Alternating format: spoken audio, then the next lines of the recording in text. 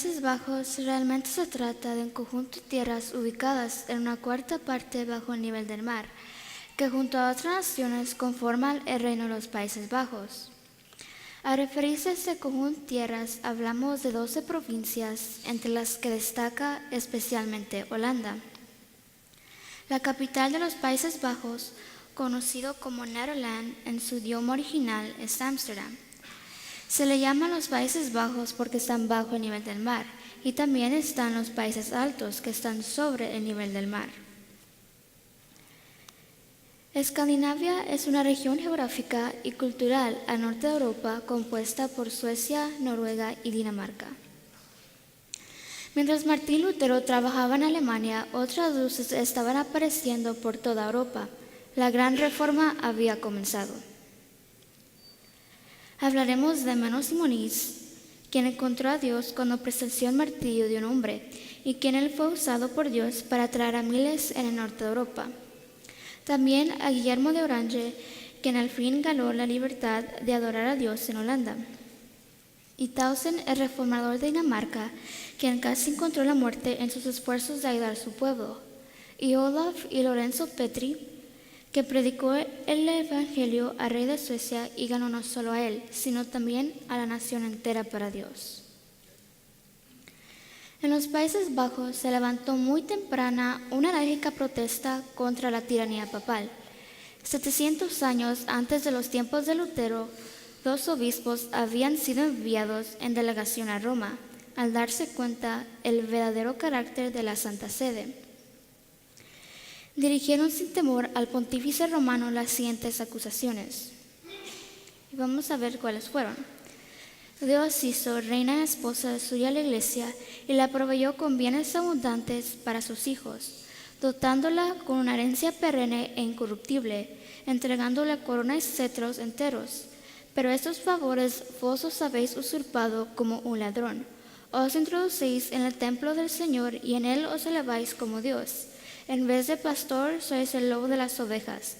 Intentáis hacernos creer que sois el obispo supremo, cuando no sois más que un tirano. Lejos de ser siervo de siervos, como vos mismo os llamáis, sois un intrigante que desea hacerse señor de señores. Hacéis creer en el desprecio de los mandamientos de Dios. El Espíritu Santo es el edificador de las iglesias en todos los ámbitos del mundo.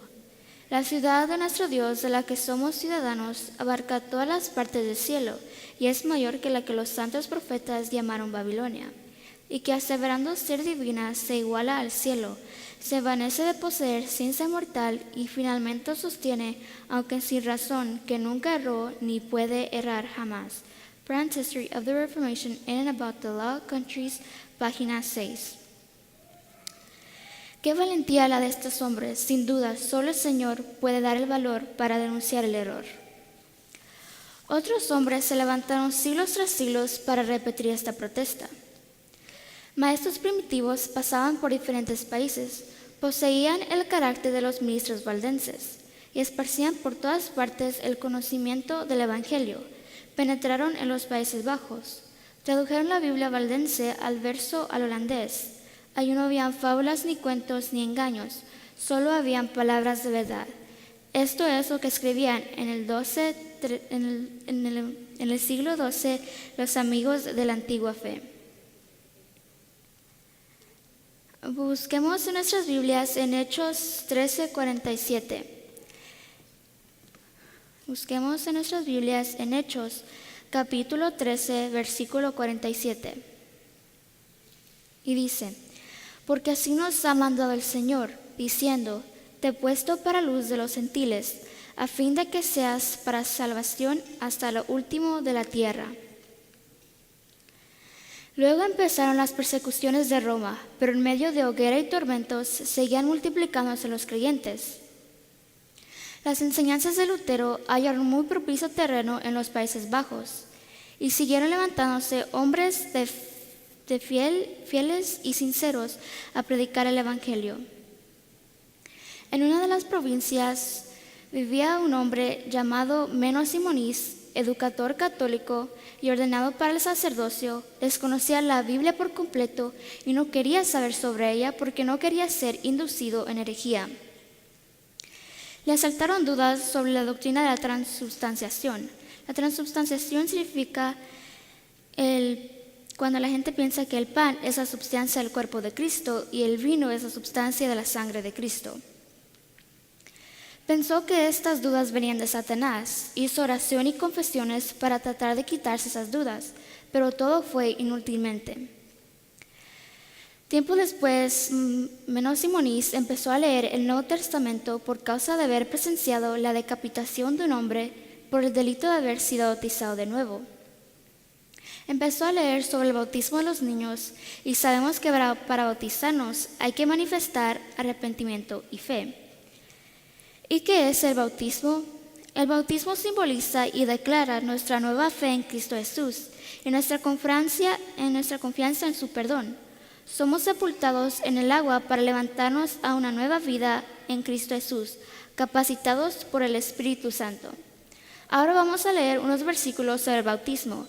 Quiero que busquen sus Biblias en Hechos 2:38.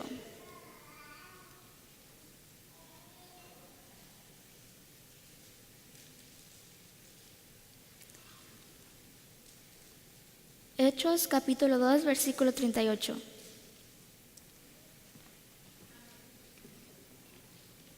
Y dice: Pedro les dijo: arrepentíos y bautícense cada uno de vosotros en el nombre de Jesucristo, para perdón de los pecados, y recibiréis el don del Espíritu Santo.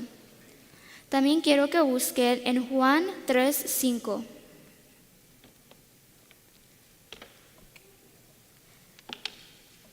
Juan capítulo 3, versículo 5.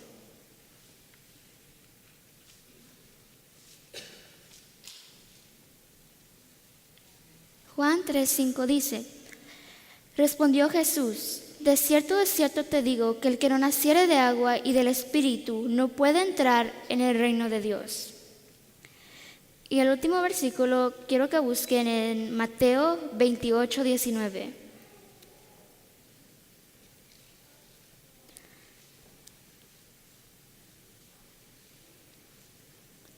Mateo capítulo 28, versículo 19.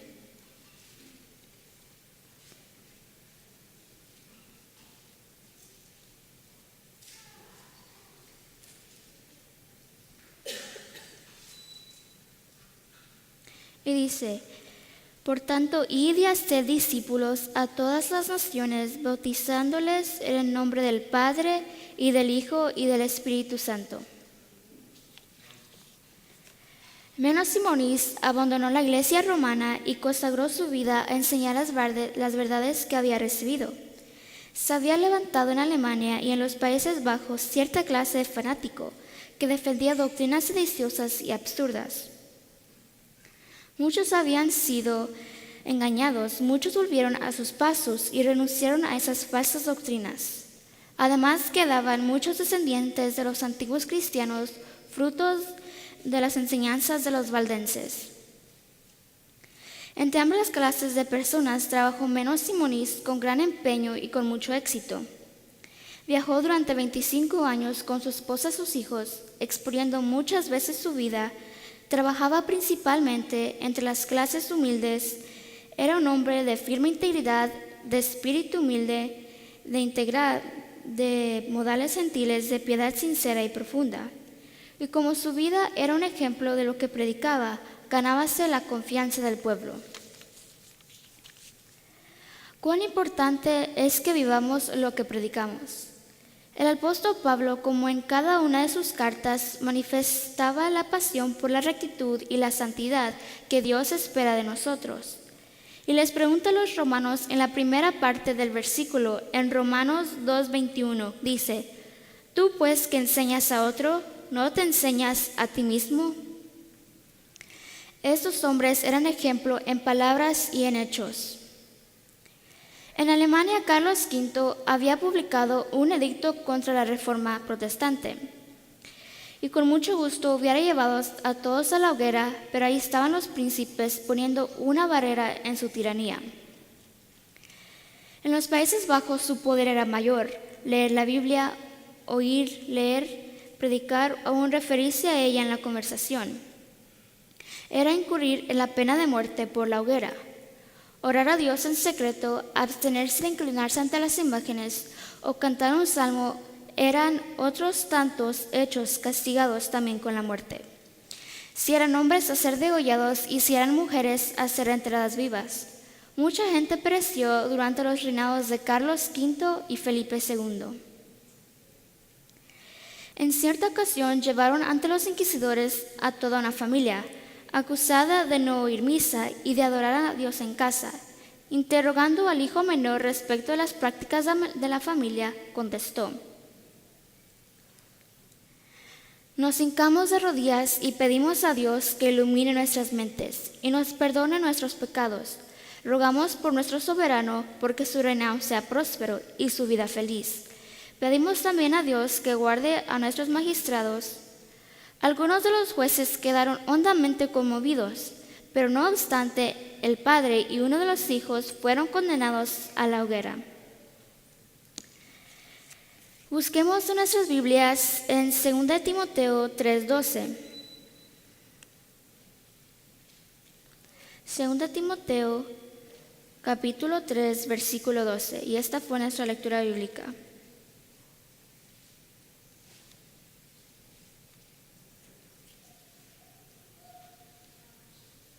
Y dice: y también todos los que quieren vivir piadosamente en Cristo Jesús padecerán persecución. Esta familia sin duda tenía la seguridad que encontramos en los versículos en Romanos 8, versículo 36 al 39. Quiero que busquen en sus Biblias Romanos 8, 36 al 39.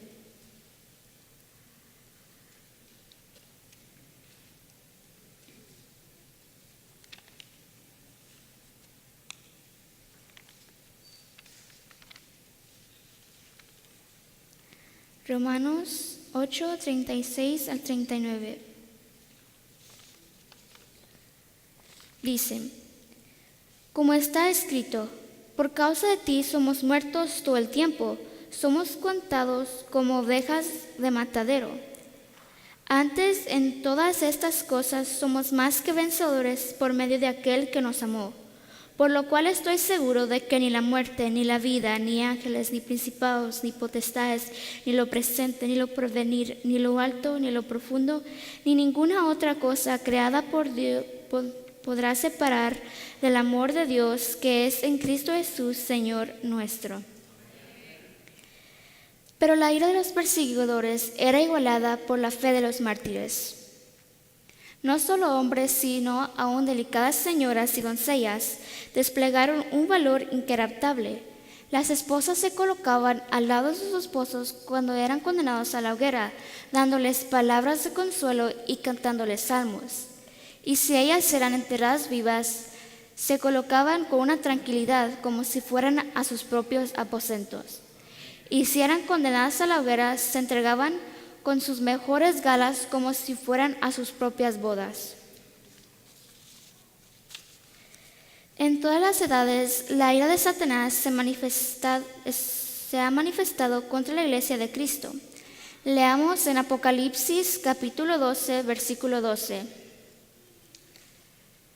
Apocalipsis 12, 12.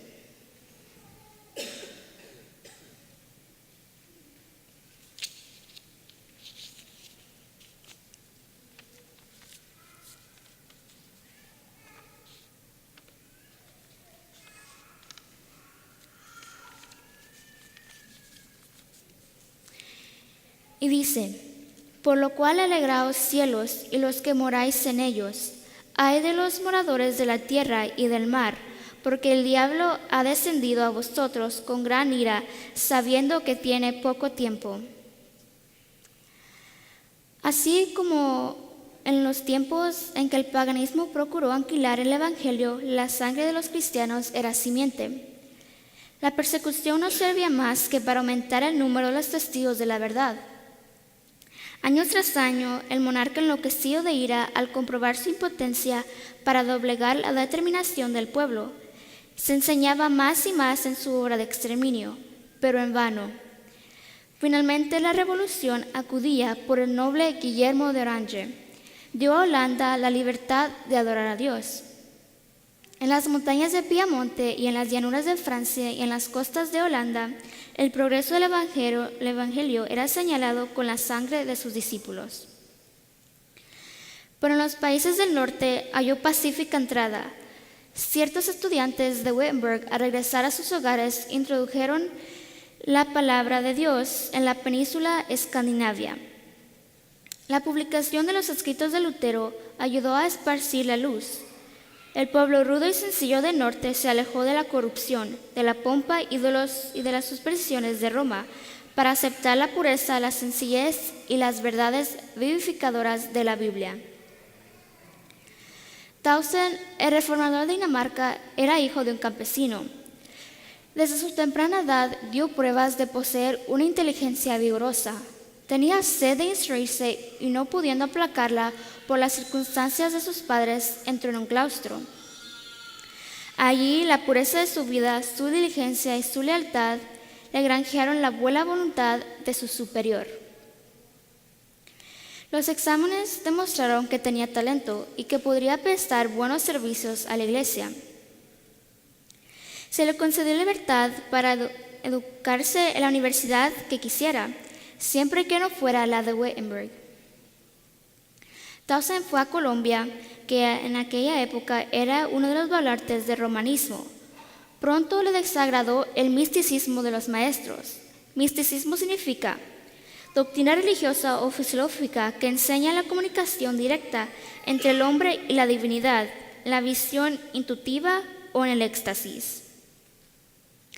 A Tausen le llegaron en sus manos los escritos de Lutero.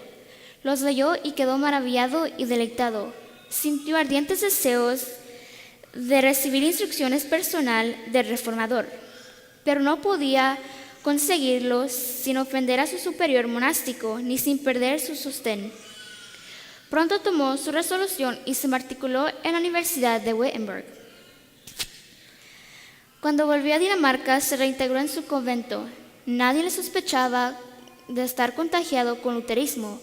Tampoco él reveló su secreto, sino que se esforzó, sin despertar los prejuicios de sus compañeros, en conducirlos a una fe más pura y una vida más santa. Abrió las Sagradas Escrituras y explicó el verdadero significado de su doctrina, y finalmente les predicó a Cristo como la justicia de los pecadores y su única esperanza de salvación. Grande fue la ira del prior, que había abrigado firmes esperanzas de que Tausen llegase a ser valiente defensor de Roma. Inmediatamente lo cambiaron a otro monasterio y lo confinaron en su celda bajo estricta vigilancia. Con terror vieron a sus nuevos guardianes que pronto algunos de los monjes se declaraban ganados al protestantismo. A través de los barrotes de su encierro, Tausen había comunicado a sus compañeros el conocimiento de la verdad. Si hubiera querido acallar su voz para siempre, lo hubieran dejado sepultado en algún calabozo subterráneo, pero lo que hicieron fue expulsarlo del monasterio. Un edicto se acababa de promulgar, ofrecía protección a los propagadores de la nueva doctrina. Tausen principió a predicar. Las iglesias le fueron abiertas y la gente acudía en masa a oírle. Había también otros que predicaban la palabra de Dios. El Nuevo Testamento fue traducido en el idioma dinamarqués y circuló con profusión.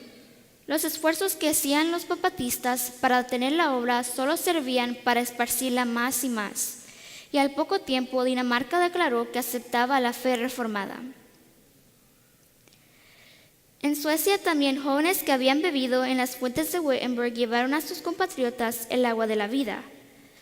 Dos de los caudillos de la Reforma de Suecia, Olaf y Lorenzo Petri, hijos de un herrero de Örebro, estudiaron bajo la dirección de Lutero y Melanchthon y con diligencia se pusieron a enseñar las mismas verdades en las que fueron instruidos.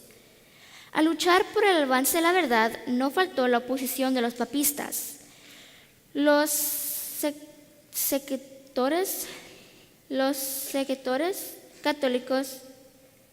sacerdotes católicos incitaban a las multitudes ignorantes y supersticiosas. Las turbas asaltó repetidas veces a Olaf Petri y en más de una ocasión, solo a duras penas, pudo escapar con vida. Sin embargo, estos reformadores eran favorecidos y protegidos por el rey. Bajo el dominio de la Iglesia romana, el pueblo quedaba sumido en la miseria y deprimido por la opresión. Carecía de las escrituras, ya que tenía una religión de puro formalismo y ceremonias, que no daba luz al espíritu.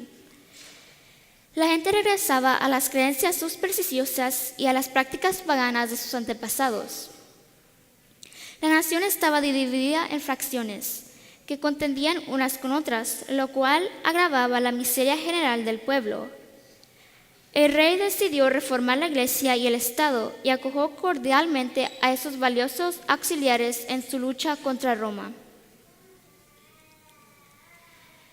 En presencia del monarca y de los hombres principales de Suecia, Olof Petri defendió con mucha habilidad las doctrinas de la fe reformada. Contra los campeones del romanismo, manifestó que las doctrinas de los padres de la iglesia no debían aceptarse sino cuando concordasen con lo que dicen las Sagradas Escrituras, y que las doctrinas esenciales de la fe están expresadas en la Biblia de un modo claro y sencillo que todos pueden entender. Cristo dijo: mi enseñanza no es mía, sino de aquel que me envió. Juan 7:16. Y Pablo declaró que si predica el otro evangelio, el que había recibido sería anatema. Gálatas 1:8. Por lo tanto, preguntó el reformador, ¿cómo otros pueden formular dogmas a su antojo e imponerlos como cosas necesarias para la salvación? Dogma significa punto esencial de una religión, una doctrina o un sistema de pensamiento que se tiene por cierto que no puede poseer en duda dentro de su sistema. Probó que los decretos de la Iglesia no tienen autoridad cuando están en pugna con los mandamientos de Dios. Y sostuvo el gran principio protestante de que la Biblia y la Biblia sola es la regla de fe y práctica.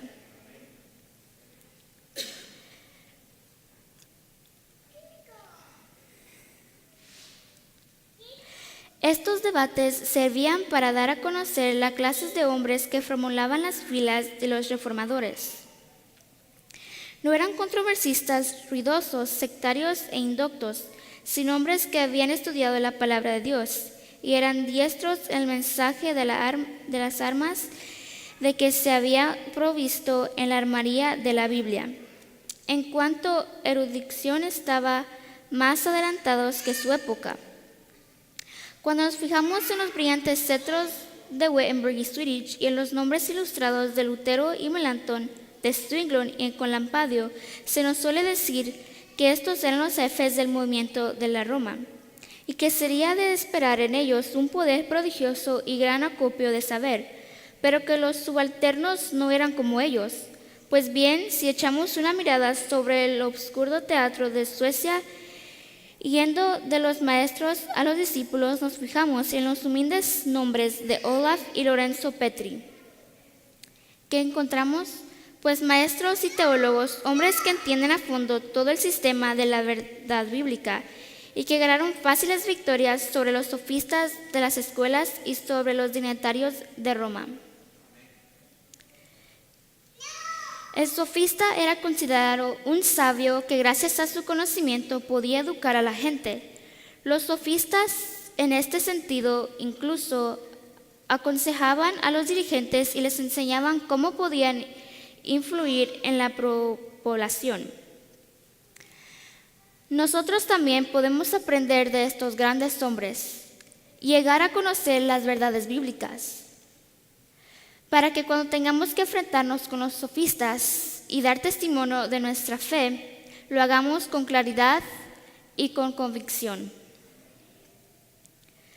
Como consecuencia de esta discusión, el rey de Suecia aceptó la fe protestante y poco después la Asamblea Nacional declaró que estaba en favor de ella.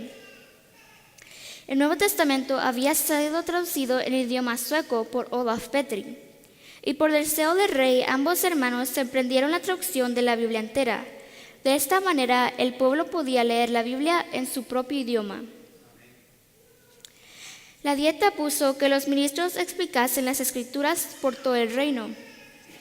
y que en las escuelas enseñasen a los niños a leerla de un modo constante y seguro. La luz bendita del Evangelio disipa las tinieblas de la superstición y de la ignorancia. Libre ya de la opresión de Roma, alcanzó la nación una fuerza y una grandeza que jamás conociera hasta entonces. Suecia vino a ser uno de los baluartes del protestantismo. Un siglo más tarde, en tiempo de peligro inminente, esta pequeña y hasta entonces débil nación, la única de Europa que se atrevió a prestar su ayuda, intervino en auxilio de Alemania en el terrible conflicto de la Guerra de 30 años. Toda la Europa del Norte parecía estar a punto de caer otra vez bajo la tiranía de Roma. Fueron los ejércitos de Suecia los que habilitaron a Alemania para rechazar la ola romanista y asegurar tolerancia para los protestantes, calvinistas y luteranos, y para devolver la libertad de conciencia a los pueblos que habían aceptado la reforma. En el gran conflicto final, Satanás usará la misma táctica y manifestará el mismo poder y espíritu, y trabajará con el mismo fin que en todas las edades pasadas. Lo que ha sido, volverá a ser. Dice en su palabra en Marcos 13:22, quiero que busquen en sus Biblias, Marcos 13:22.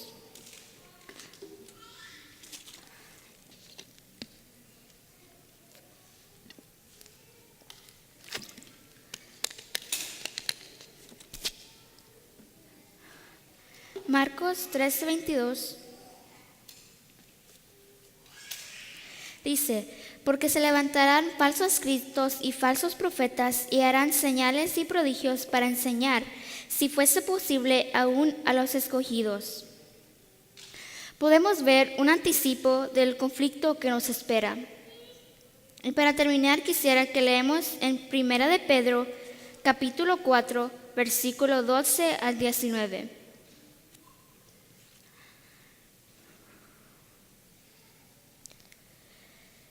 Primera de Pedro 4, versículo 12 al 19.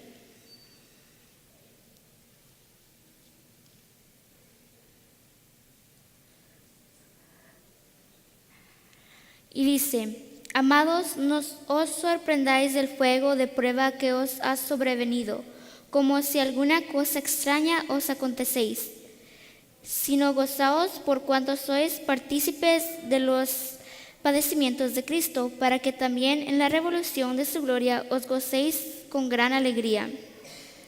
Si sois vituperados por el nombre de Cristo, sois bienaventurados, porque el glorioso Espíritu de Dios reposa sobre vosotros. Ciertamente de parte de ellos Él es blasfemado, pero por vosotros es glorificado. Así que ninguno de vosotros padecerá como homicida o ladrón, o melachor, o por entremeterse en lo ajeno. Pero si alguno padece como cristiano, no se avergüence, sino glorifique a Dios por ello. Porque es tiempo de que el juicio comience por la casa de Dios. Y si primero comienza por nosotros, ¿cuál será el fin de aquellos que no obedecen al Evangelio de Dios? Y si el justo con dificultad se salva, ¿en dónde aparecerá el impío y el pecador? De modo que los que padecen según la voluntad de Dios encomienden sus almas al fiel Creador y hagan el bien. Si estos hombres y mujeres y niños fueron muy valientes y ellos hicieron mucho por el Señor, ellos dieron todo por Él, nosotros también tenemos que rogar que cuando nos llegue la tentación, que podamos hacer todo por Dios y que Él nos use como sus instrumentos, igual como ayudó a todos estos pionetas, todos estos profetas, todos estos niños, que nos ayude también a nosotros en los tiempos finales.